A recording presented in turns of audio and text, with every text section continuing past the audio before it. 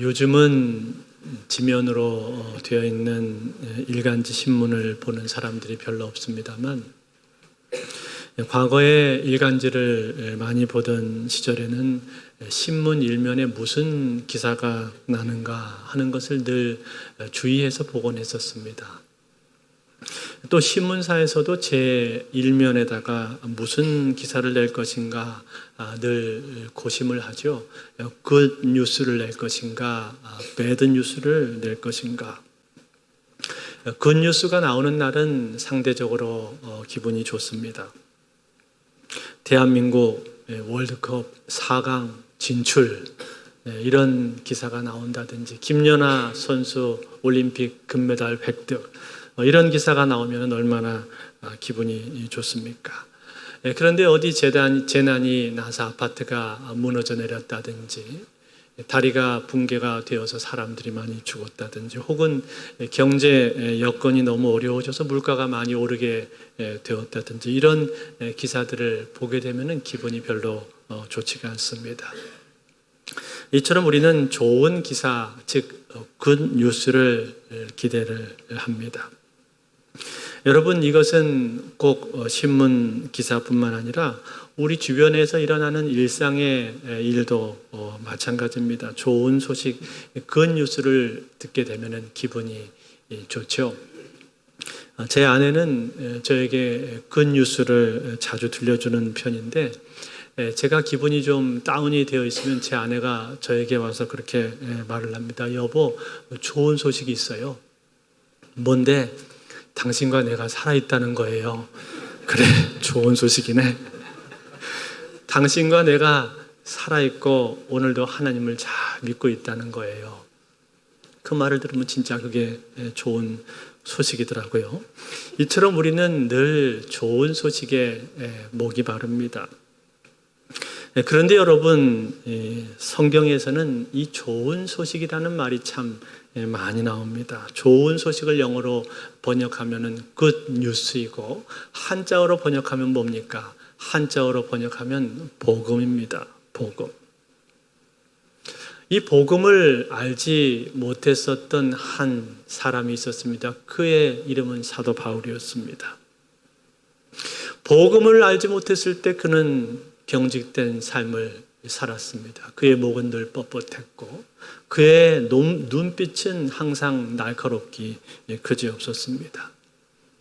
그는 타고난 열심을 가지고 있었기 때문에 가말리엘 문화 생도로 들어가서 율법을 배웠지만, 그러나 그의 마음속엔 평안이 없었습니다.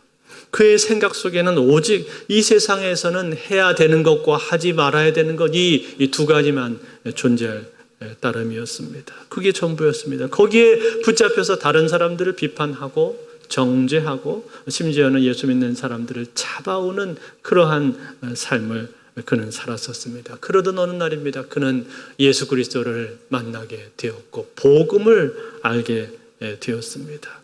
그가 복음을 만나게 되었을 때, 그가 구원을 만나게 되었을 때, 그것은 그가 생각했었던 구원과는 전혀 다른 것이었습니다.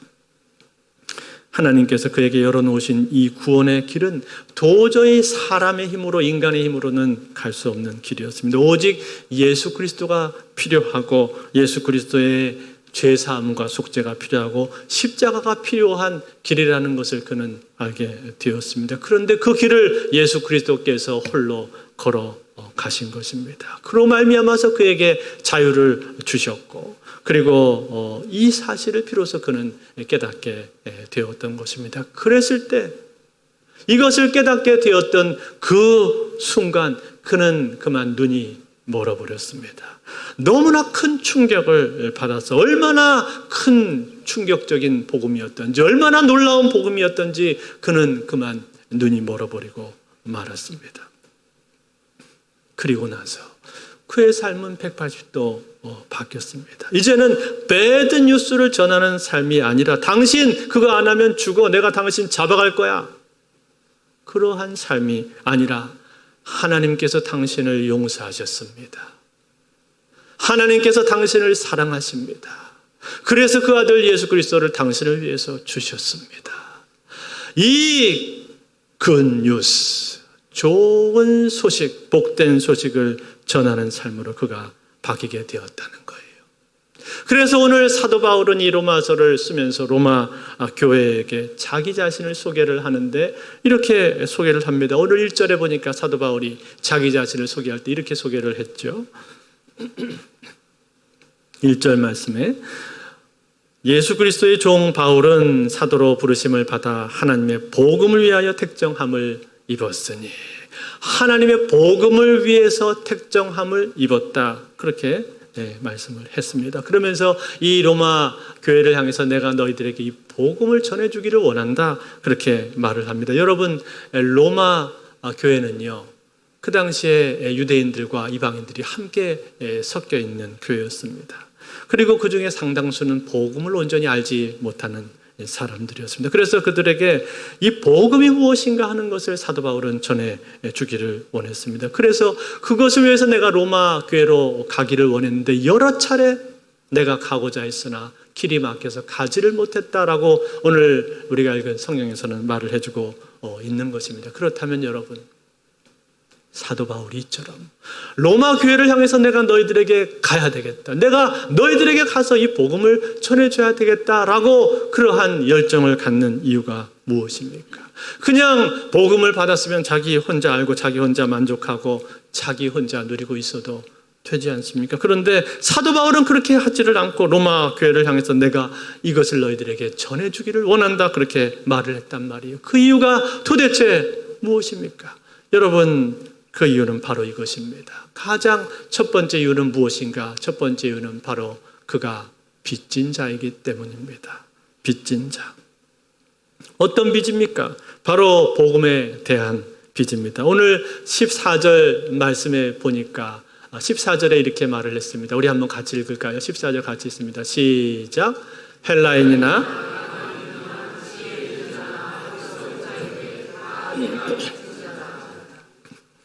자기 자신을 뭐라고 소개했습니까?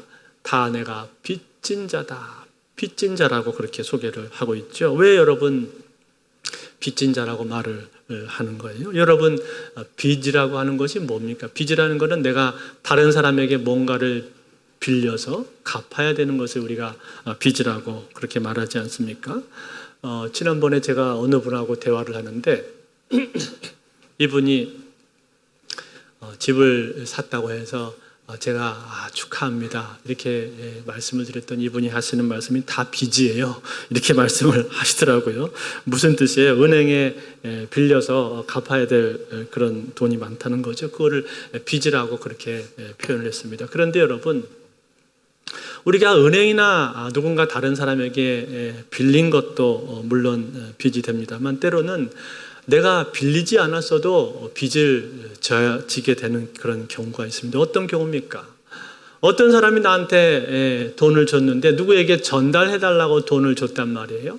그런데 내가 그 사람에게 그걸 전달해주지를 않습니다. 내가 그냥 꿀꺽 삼켜버리고 인마이 포켓 해버렸단 말이에요. 그러면 어떻게 됩니까? 그러면 그 사람에 대해서 나는 뭘 하고 있는 거예요? 빚을 지고 있는 거죠. 그렇죠? 그 사람과 나와의 관계는 내가 지금 그 사람한테 줘야 될 그런 빚진 자의 관계가 된단 말이에요. 그래서 그 사람을 만날 때마다 어떤 생각이 들겠습니까? 내가 그 사람 거를 가지고 있는데, 그런 생각이 들지 않겠어요? 제가 참 부끄러운 고백을 하나 해야 되는데, 제가 전에 있던 교회에서 한 번은 강사 목사님을 초대해가지고 집회를 가졌던 적이 있습니다. 그런데 제가 당시에 이제 행정 목사였었기 때문에 그 강사분하고 연락도 하고 오셨을 때 영접도 하고 그렇게 했단 말이죠. 그런데 이분이 저에게 책을 한 권을 선물로 주셨는데 이분이 직접 쓰신 책이었어요. 그런데 제 것만 주신 게 아니라 어떤 권사님한테 또 한 권을 전해달라고 책을 한 권을 더 주셨습니다. 그 권사님은 이 목사님하고 전에 같은 교회에 다녔던 그런 권사님이라고 했습니다. 그래서 두 권의 책을 주셨는데, 그런데 이 두 권이 같은 책이 아니라 서로 다른 책이었습니다. 집회가 다 끝나고 나서 이 권사님에게 제가 책을 전달을 해드려야 되는데 교인 숫자가 많다 보니까 잘 만나기가 어렵잖아요. 그래서 전화를 해서 직접 전달을 해드려야 되는데 그런데 제가 그 책을 보는데 욕심이 생기는 거예요. 내가 이 책을 조금만 읽고 나서 드리면 안 될까? 그래서 연락을 바로 안 하고 나중에 한번 떠들어보고 드려야 되겠다 하고 미뤘습니다. 근데 이게 차일피일 미루다 보니까 빨리 전달을 못하고 시간이 계속 흘러갔는데 책은 책대로 못 읽고 시간이 흘러가서 시간이 얼마나 지나갔냐면 무려 1년이 지나버렸습니다. 그러니 여러분 어떻겠습니까? 교회에 지나가다가 어쩌다가 그 권사님을 보기라도 하면은 제 마음속이 불편한 거야. 권사님 책 드려야 되는데 어떡하지? 이게 시간이 이렇게 많이 지났으니 내가 뭐라고 하면서 이 책을 드려야 되나? 그래서 책을 드리지를 못하고 그냥 그러고 있었는데 어느 날 제가 기도를 하는데 성령께서 제 마음을 때리시더라고요. 너 뭐 하고 있냐? 그 책 네 거냐? 네가 그 책을 전달 안 함으로 해서 그 목사님과 그 권사님의 관계는 더 좋아질 수 있는 건데 그걸 네가 막고 있는 거 아니냐? 도둑놈. 제가 그 음성을 듣고 회개를 하고 그 다음날 바로 과일을 한 박스를 샀습니다. 그리고 그 권사님 댁을 찾아가서 아파트에서 초인종을 눌렀습니다. 깜짝 놀라서 그 권사님이 나오시더라고요. 웬일로 오셨냐고. 제가 권사님 댁에 들어가자마자 무릎을 꿇었습니다. 권사님, 제가 죽을 죄를 지었습니다. 1년 전에 아무개 목사님께서 권사님에게 전달해드라고 책을 주셨는데 제가 이거를 조금 읽고 드리려고 하다 보니까 시간이 이렇게 1년이나 지나버렸습니다. 너무나 죄송합니다. 그러면서 사죄를 드렸습니다. 이 권사님이 저를 막 어깨를 잡아서 일으키면서 왜 이러시냐고 목사님 일어나라고 막 그러면서 괜찮다고 별것도 아닌 거 가지고 왜 이러시냐고 그러시면서 권사님이 저를 용서를 해 주셨습니다. 제가 용서를 받고 밖으로 나오는데 얼마나 참 마음속에 부끄러우면서도 참 감사한지. 사랑하는 성도 여러분, 제가 그 용서를 받기 전까지 그 책을 전달해드리기 전까지 저는 뭐였습니까? 저는 빚진 자였습니다. 그 권사님을 뵐 때마다 저는 항상 빚을 지고 있는 사람이었어요. 책을 드려야 되는데 그런데 그 책을 드리고 나니까 어떻게 되었는가? 저는 더 이상 빚진 자가 아니었습니다. 저는 권사님께 용서를 받았습니다. 물론 그러고 나서도 죄송한 마음이 있더라고요. 오랜 동안 못 드렸다는 그 죄책감이 마음속에 남아 있었습니다. 그렇지만 그래도 권사님께 용서를 받고 나니까 얼마나 마음속이 홀가분한지요. 사랑하는 성도 여러분, 복음도 그렇습니다. 하나님께서 우리에게 주신 복음, 이 복음은요, 하나님이 나에게 이 복음 주신 것은 나 혼자 예수 믿고 나 혼자 구원받으라고 주신 것 아닙니다. 나도 물론 믿고 구원받아야 되겠지만 그러나 우리에게 하나님이 복음을 주신 것은 내 옆에 있는 다른 사람들, 아직도 믿지 못하고 있는 사람들, 아직도 예수 그리스도를 알지 못하는 그 사람들에게도 복음을 전해주라고 나에게 주신 거예요. 그래서 디모데 후서에 보면 너는 말씀을 전파하라. 때를 얻든지 얻지 못하든지 항상 힘쓰라. 그렇게 말씀하면서 우리에게 전파하라고 말씀을 하고 있는 것 아닙니까? 그러므로 사랑하는 성도 여러분, 오늘 우리는 내가 먼저 이 복음에 대해서 복음의 빚진 자다는 이 사실을 깊이 깨달아질 수 있기를 바랍니다. 내가 빚을 지고 있기 때문에 그 빚을 갚아야 된다는 거예요. 복음의 빚을 지고 있다는 거예요. 여러분, 복음의 빚진 자로서 빚을 갚을 수 있는 가장 좋은 방법이 무엇입니까? 그것은 그 복음을 전해주는 거예요. 복음을 알지 못하는 사람들에게 내가 그것을 전달해 주는 겁니다. 복음을 전해주고 복음이 있는 자리로 그들을 초대하는 것, 그것이 우리가 빚을 갚을 수 있는 비결이라는 거예요. 두 번째입니다.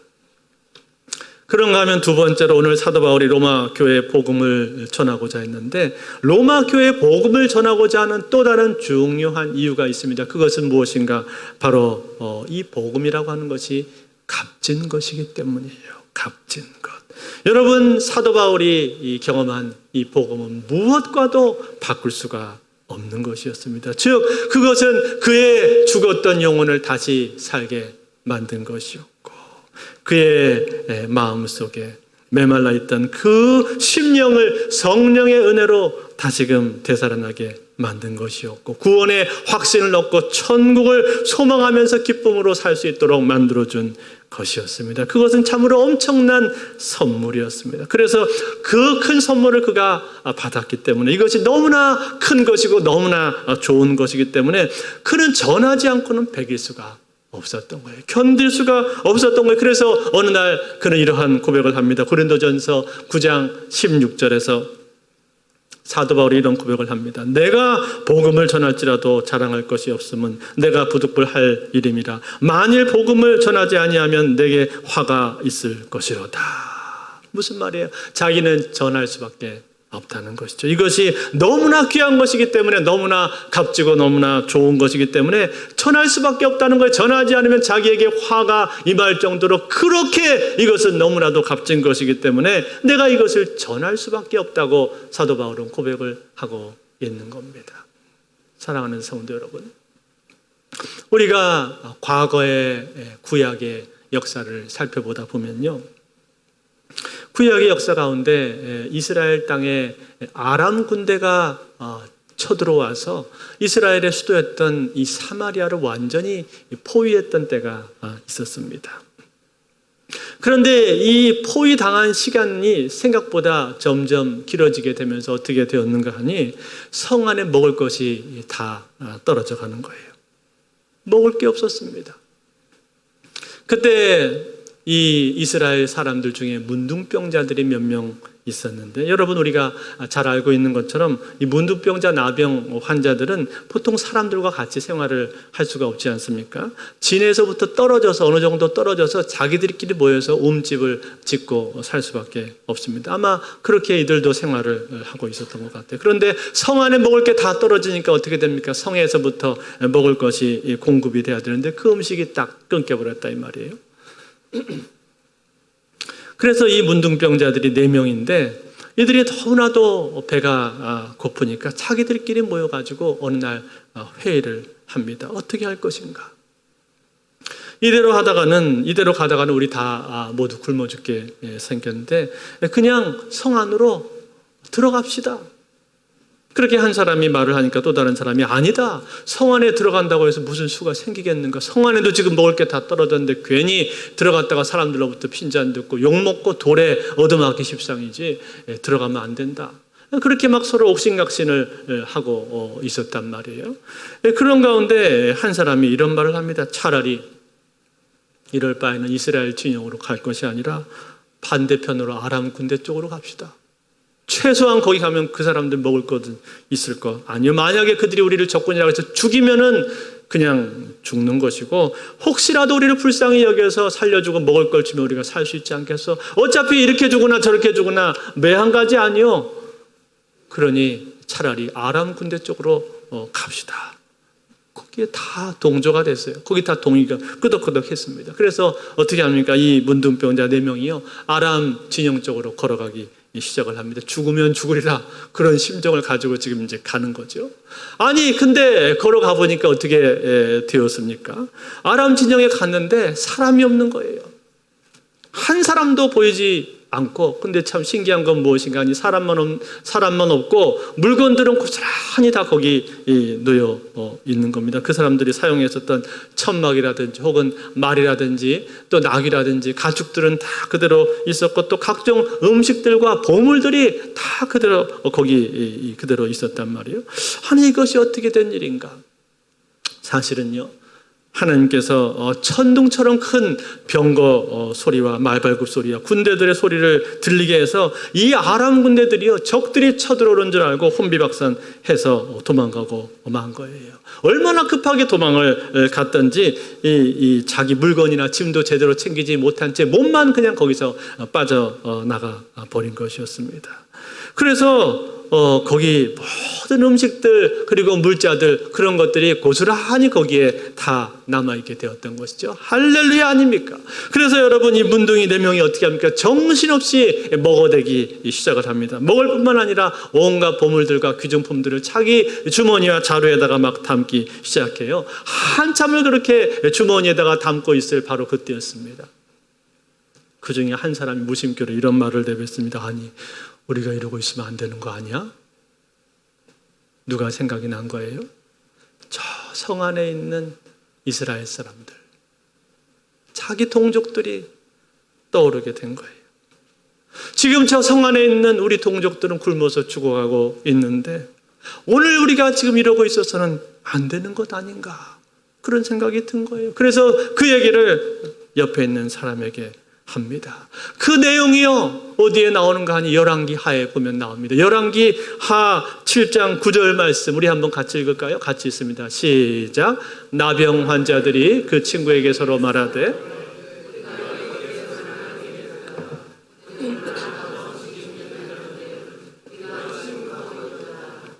만일 밝은 아침까지 기다리면 벌이 우리에게 미칠지니 이제 떠나 왕궁에 가서 알리자 하고. 자, 여러분 뭐라고 말을 했습니까? 오늘은 아름다운 소식이 있는 날이거늘. 아름다운 소식이 있는 날이다. 이 문둥병자들이 서로 그렇게 고백을 했단 말이에요. 여러분, 이 아름다운 소식은 무엇입니까? 그것은 바로 그들에게 구원이 임한 것이죠. 그들은 전부 다 굶어서 죽어가는 그러한 운명에 처해 있는 사람이었는데, 그런데 그들에게 생명의 양식이 지금 전달이 된 것이고 구사일생으로 그들은 모두 다 살아나게 되었단 말이에요. 그래서 이 소식은 아름다운 소식인데, 그런데 지금 자기들이 어떻게 하고 있다는 거예요? 자기들이 그 아름다운 소식을 전해주지 않고 있다는 거예요. 누구에게? 자기 동족들에게. 자기 동족들이 지금 성 안에서 굶어서 죽어가고 있는데, 그런데 이 소식을 알고 있으면서도 아름다운 소식을 자기들이 전해주지 않고 있다는 거예요. 그러니까 어떻게 되겠습니까? 하루가 멀다 하고 성 안에서는 몇십 명씩 몇백 명씩 죽어나가고 있는 것이죠. 그걸 깨닫게 된 겁니다. 그래서 빨리 우리가 이 소식을 전해줘야 되겠다. 만약에 이 소식 우리가 빨리 전해주지 않으면, 그래서 몇 사람이라도 더 죽게 된다면 그러면 우리에게는 화가 미칠 것이다. 그렇게 말을 하면서 이 문둥병자들이 어떻게 합니까? 성으로 달려가죠. 그래서 그 성 안에 이 소식을 전달을 해 주었습니다. 어떻게 되었을까요? 그 수많은 사람들은 그 소식으로 말미암아서 구원을 받게 되었던 것입니다. 사랑하는 성도 여러분, 오늘 이 이야기는 열왕기하 7장에 나오는 이야기인데, 여러분 이 이야기의 핵심이 무엇입니까? 좋은 소식, 아름다운 소식, 기쁜 소식이 있는데 이 기쁜 소식을 알려야 된다는 거예요. 즉 하나님께서 나에게 기쁜 소식을 주셨다면 그 기쁜 소식을 나 혼자만 알고 나 혼자만 누리고 즐거워할 것이 아니라 그 소식을 주변에 나눠줘야 된다는 것입니다. 그래서 그들도 그 소식을 알고 그 기쁨을 함께 누릴 수 있도록 해주는 것, 이것이 무엇입니까? 이것이 바로 복음이라는 사실이에요. 사랑하는 성도 여러분, 그렇습니다. 하나님께서 우리에게 주신 이 복음은요, 이 세상에서 가장 귀한 것입니다. 가장 값진 것입니다. 가장 복된 소식을 우리에게 주신 것입니다. 그것은 하나님께서 나를 사랑하신 것이고, 그리고 그 사랑 때문에 아들 예수 그리스도를 우리를 위해서 보내주신 것이고, 그 예수 그리스도로 말미암아 내가 구원을 받고 천국을 확신하고 영생을 누릴 수 있게 된 것입니다. 그뿐만 아니라 우리는 죄로부터 자유케 되었고 우리의 삶 가운데 하나님과 동행하며 기쁨과 평강을 얻게 되지 않았습니까? 할렐루야. 여러분, 이 놀라운 은혜, 이것이 어디서부터 온 겁니까? 이것이 바로 복음으로부터 왔다는 거예요. 그 기쁜 소식, 그 귀한 소식을 우리가 받았기 때문에 이러한 은혜를 누리게 된 것 아닙니까? 그런데 여러분, 왜 나눠주지 않습니까? 내가 나눠주지 않는다면 내 옆에 있는 사람들, 내 가족들, 내 친척들, 내 친지들, 내 친구들, 동료들, 그리고 내 주변의 이웃들 어떻게 되겠습니까? 그 사람들은 구원을 받을 수가 없습니다. 마치 이 사마리아 성에 있는 사람들처럼 그 중에는 연세가 많은 분도 있잖아요. 언제 돌아가실지 모르는 사람들도 있고 많은 사람들이 있지 않습니까? 내가 빨리 전달해 주지 않으면 그 사람은 어떻게 될지 모른단 말이죠. 그러므로 사랑하는 성도 여러분, 오늘 우리는 이 하나님의 준엄하신 명령 앞에, 그리고 이 복음이 얼마나 귀한 것인지, 얼마나 복된 것인지 이것을 아는 사람으로서 이 귀한 복음의 소식을 우리 주변에 있는 사람들에게 나눠줄 수 있는 사람들이 되실 수 있기를 바랍니다. 이번 새생명 축제가 이제 오늘부터 시작을 하는데 여러분 마음속으로 작정하십시오. 여러분이 전도해야 될 영혼이 누구입니까? 여러분이 이번에 구원을 전하고 초대해야 될 그 VIP는 누구입니까? 하나님께서 여러분의 마음속에 부담을 주시는 사람 누굽니까? 성령께서 여러분의 마음속에 떠오르게 하시는 분 누구십니까? 그분을 여러분 마음속으로 품으십시오. 그리고 그 영혼을 위해서 기도하십시오. 그리고 그분을 초대하게 해달라고 기도하면서 그분에게 다가가시기 바랍니다. 그러면 하나님께서 여러분 기도를 들으시고 그리고 그분의 심령 속에 역사하시고 환경을 바꾸셔서 그분으로 하여금 복음을 듣게 만들어 주실 줄로 믿습니다. 이번 전도축제 준비하면서 저 역시 마음에 부담을 갖습니다. 제가 전도 안 하면서 성도들한테 전도하라고 말씀할 수 있는가? 저도 제가 전도 잘하고 많이 전도한 사람 아닙니다.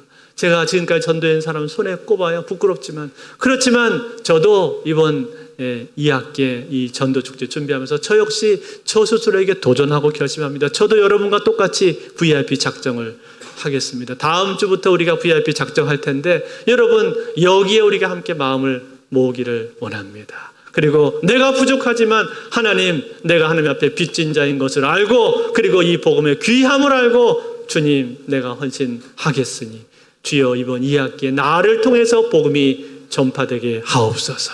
잃어버린 영혼들 찾을 수 있도록 도와주옵소서. 그렇게 기도하며 나가시는 저 여러분들이 다 되실 수 있기를 우리 주 예수 그리스도로 축원드립니다.